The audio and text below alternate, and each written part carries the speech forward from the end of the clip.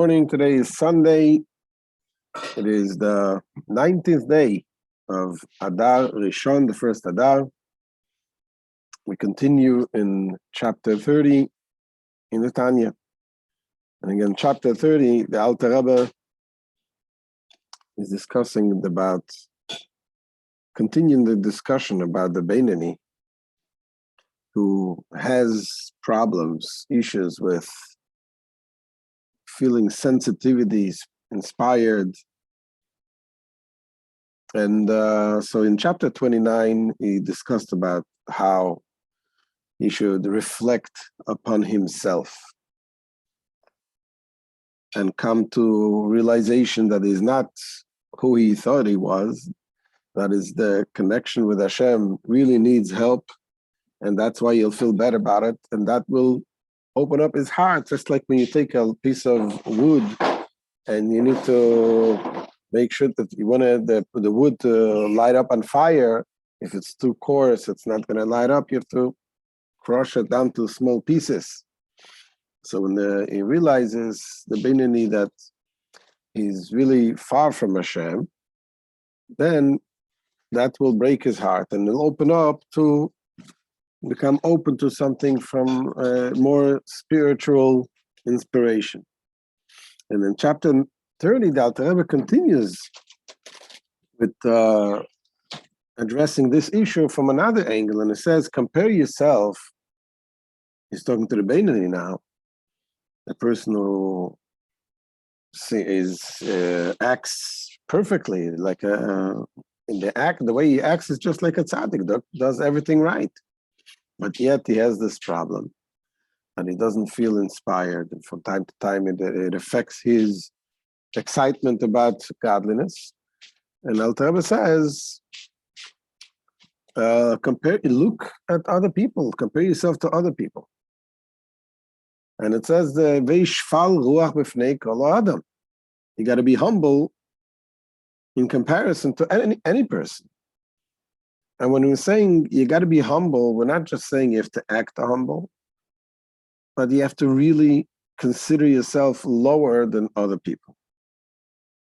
And how do you do that? If you know for a fact that you are acting much better than another person is, whether it's between man and God, whether it's between other people, you're a good person. You're not cheating anyone. You're not lying. You're eating kosher. You're keeping Shabbos. You're doing Torah, mitzvahs, everything perfect. And yet you look at people around you, and for sure they are very far lower than you, the way they act. And yet, so Alter Rebbe says here, you have to feel yourself lower than the other people. You have to be humble.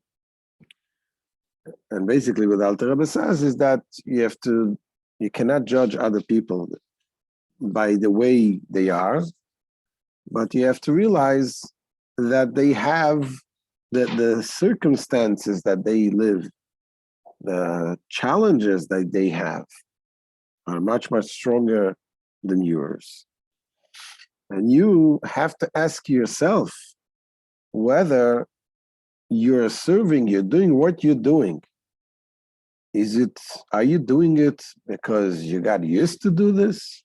You got used to this lifestyle? Or is it a daily challenge? Is it a daily challenge to go and study Torah? Or is it already, I like Torah and I'm sitting and studying Torah? Is it a daily challenge for you to daven, to go in shul and put on tefillin and daven? Or are you doing it because you like to do it, you enjoy it? Nothing bad, nothing wrong about enjoying what you're doing. But Alter Rebbe says that to serve Hashem, you have to put the effort. It's not so much about what you do, it's about how much effort you put into it. And if it's done already as a routine, that means that you can go to the next level and you have to put in more effort. Because there is the way of committing to daven to pray, to study Torah. There's always more that you can do. So when you're reaching your comfort level, you have to reach out further. And as long as you don't do it with a fight, with a struggle, going against your comfort zone, then you're not even close to the person who is in the street, who has his challenges. And for him to overcome a terrible low violation, something it goes so low in order to overcome not to do it is much, much harder than what you're going through.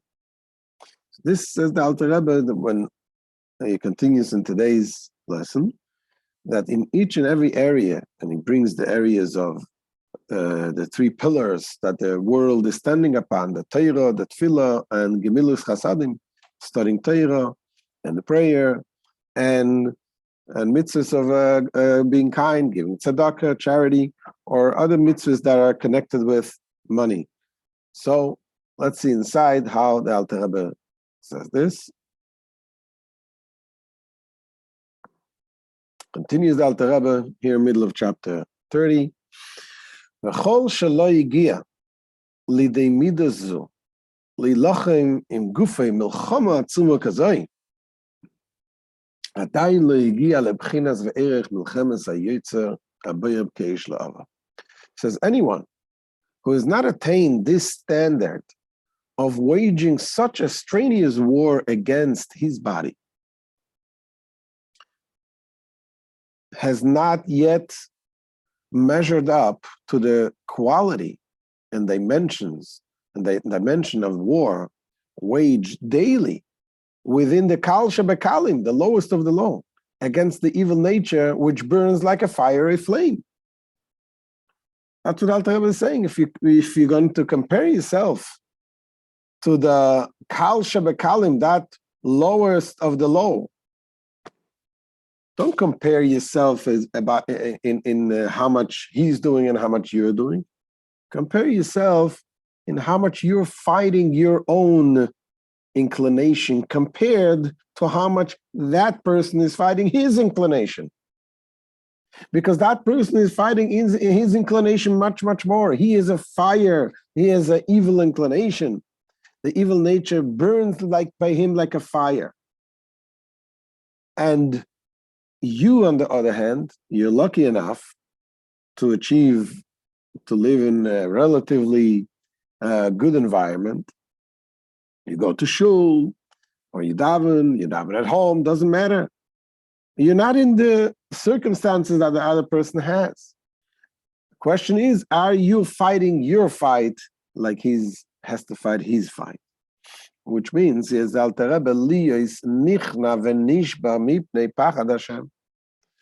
that this powerful evil impulse be humbled and broken through the fear of God. So that is the question. Are you doing this in your area, whether it's in prayer? So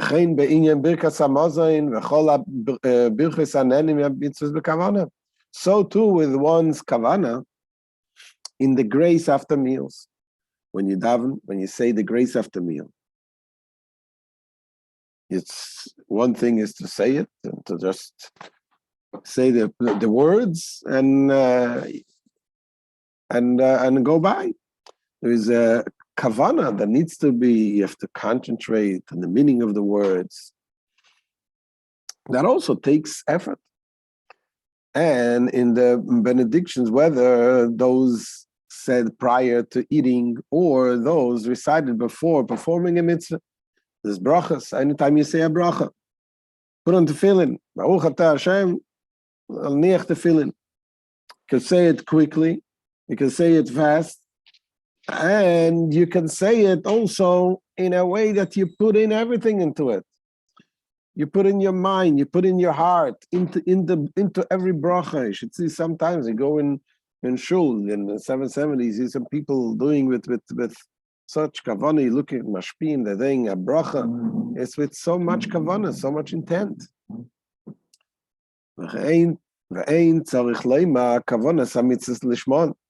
Not to mention one's intention in performing a mitzvah, that it be done solely for the sake of the mitzvah. Because you do a mitzvah, sometimes you do a mitzvah and you have other things in mind. But to do the mitzvah for the sake of the mitzvah, nothing else, that also is important and sometimes takes effort and a fight against the Yetzer Hara. And the same thing, says the Alter Rebbe, is also regarding when it comes to time to study Torah.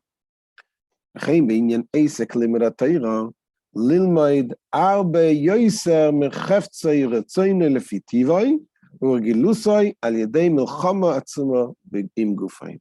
Similarly, with regard to the battle required in the matter of one's occupation in Torah study, one must struggle to study far more than what is demanded by his innate and accustomed desire by means of a mighty battle with his body. I want to study Torah. I do, let's say, once a day. I go, I study. But I'm used to study 1 hour. To study an hour and 5 minutes, that's already a battle. To go a little bit, the extra mile is the battle that you have to wage war with your body, with your animal soul, with the nature, in order to overcome the Yetzer Hara. For to study a fraction more than is one's want entails but a minor tussle, a little war. It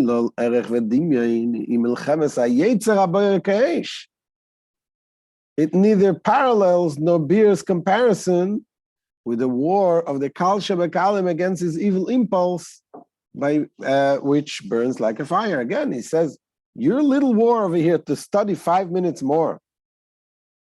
It's a battle, but it's very small compared to the battle that this person that you compare yourself to, which is considered a Kal Shebekalim, the low of the low, very light, careless person. He has to fight a real battle. He has a fiery, burning Yetzer Hara. So for you to battle your little battle is much easier than that. The Mikre Rosh HaGomer Imenu Menatzeach Yitzre Li Es Nichnam V'Nishba Mipnei Hashem, from which he is nonetheless called utterly wicked, Rosh HaGomer, if he does not conquer his impulse,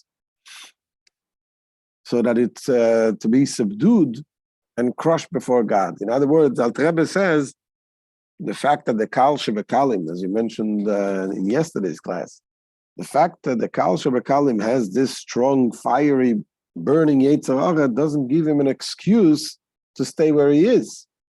If he doesn't overcome his Yetzer Hara, he's also called the Rosh HaGomer, a complete wicked person, because if he has a challenge, that means Hashem gave him also the ability to overcome his challenge. But nevertheless, you should compare yourself to him and say, do you have this kind of war? Do you fight this kind of fight? And therefore, that will put yourself in the right perspective and realize that you have still a way to go. And here it says the Alter Rebbe, but wait a second, how will I compare to the other person? The other person goes against the will of Hashem and he violates clear prohibitions of the Torah. By me, on the other hand, I don't violate the mitzvahs. I'm talking about as far as the Beinoni says. The Beinoni says, I'm not violating any mitzvahs. Maybe I'm not doing the positive mitzvahs to the fullest extent. I can do more, but I'm not violating any mitzvah. Says the Alter Rebbe, that makes no difference.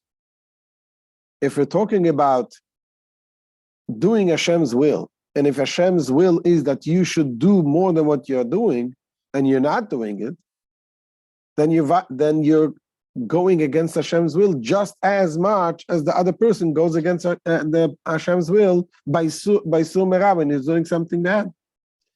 That's what Alter Rebbe says here.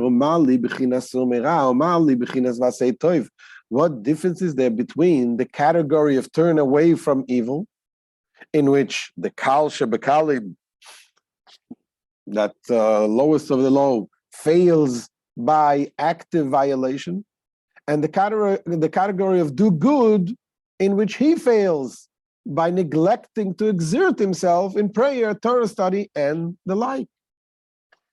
And at the end of the day,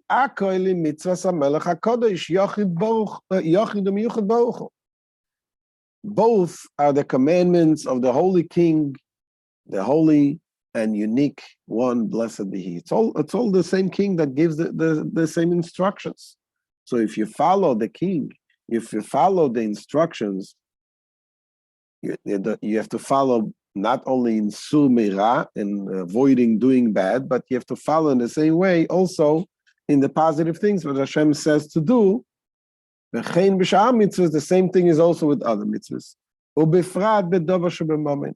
So too with the other commandments requiring a struggle, one may find that he doesn't wage war adequately against his evil impulse, especially in matters involving money. Such as the service of the labor of giving charity. So giving charity in a manner of involving labor, meaning that you have to work on yourself to give charity, meaning that when it's a little difficult to give charity, far more than his want, and the like. Other mitzvahs that require money is also, let's say, here comes Pesach, you have to buy matzahs. So you can go and buy the cheaper matzahs, and the other people say, no, I want to go buy really the good matzah that takes, it's not this year. I hear that the prices went up. I don't know, like some bakeries, they have like $35 a pound. So, yes, mitzvahs, buying a good lulav, a good esrog, a good tefillin, those are mitzvahs that Hashem tells you to spend in order to do it right. So when you do it right, when you have the mitzvah, you're doing the mitzvah in the right way, and you're giving that Hashem knows that for us to part from our money is not easy, and that is avoided. That is part of the avoided. So that's what the Alter Rebbe listed all three areas, whether in the area of Torah study. Do you study Torah just casually, or just relaxing and enjoying a nice book and a nice thought in Torah, a nice lesson in the parsha, and if some humor is involved, is even nicer? Or are you studying Torah with effort? You're putting your mind, you're putting your effort into it, and you're giving some extra time to study Torah. The same thing is with the prayer. Are you praying just nice because you enjoy feeling spiritual, or you're putting the effort in extra kavanah and giving time to pray? And the same thing is with other mitzvahs, being kind to people. How much effort are you putting in those mitzvahs? So that when you consider this, you realize that you still have a way to go, and therefore that contemplation, that realization will help you. Again, the Alter Rebbe is discussing the problem. What is the problem? Is the spiritual insensitivity, that you feel a lack of inspiration. So when you focus on those things, that you're lacking this fight, and then you're going to correct this, that will help you to get, once again, the inspiration that you will get from the spirituality, from davening, from learning, and to be connected to Hashem. So this is the end of today's shiur. We'll continue Mitzvah Hashem tomorrow, and we can take some questions if anyone has any questions.